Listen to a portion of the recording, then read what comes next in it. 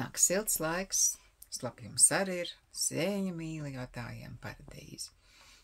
Nu, man diemžēl tas izpaliek, man ļoti patīk lasīt.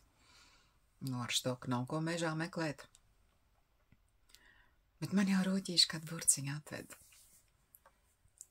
Un paldies tiem roķīšiem, kas par mani rūpējās. Mērenība ir jāievēro, lai mēs gribam labi justies. Mērenība visā. Nu, tas saucamais zelta vidusceļš, cik tas ir ļoti svarīgi. Tātad beidziet stresot un domāt, ka jums kaut kas pietrūks, ka jums nepietiks. Pietiks. Viskaršīgākā zupiņa jau ir no cirvja kāta, kad ledskavī vēl var pakārties. Nu jā. Skrīnot pa galvu pa kaklu, strādājot bez jēgā, var nokļūt onkoloģijas nodaļā. Un reizēm tur nauda arī nelīdz. Dzīvot vajag šodien. Izgulēties vajag šonakt. Nevis tusēt. Tā cilvēks nav ieprogrammēts. Pat mašīnai vajag atpūsties. Visiem vajag atpūsties un paskaties, kā dzīvnieciņi dzīvo. Vistiņas tik laicīgi iet gulēt no rīta 6. Jau gailīts dzied, tāpēc, ka viņš ir izgulējies. Un tāpēc, ka viņas iediņas vistiņas, tāpēc var dēt oliņas. Un perēt sālīšus, lai būtu nākošā paudze. Kāpēc jūs domājat, ka cilvēkam tā nevajadzētu dzīvot? Mums ir jādzīvo pēc saules.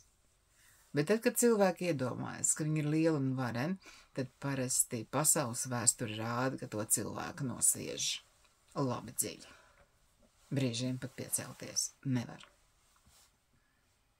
Lai jums būtu labs prāts, palasiet pasakas un tos pašus grieķu mītus. Lasiet, jums būs mierīgāks prāts, jo nekas jau viss ir tāpat, kā jau bija 1000 gadu atpakaļ. Cilvēki nemainās. Vienai daļai patīk vara, nauda, manta, un viņi ir gatavi citiem rīkles pārkost. Vai viņi vienkārši ir narcisi un manipulatori? Nu, citādāk šos cilvēkus sauc arī par psihopātiem. Nu jā, tā viņus sauc medicīnā. Un neļaujiet šiem cilvēkiem gūt varu pār sevi. Jums tikai jāsaka ne. Viss tas stiprākais vārds ir ne. Pamēģiniet arī sev pateikt ne, tad, kad esat izlaidušies slinkumā.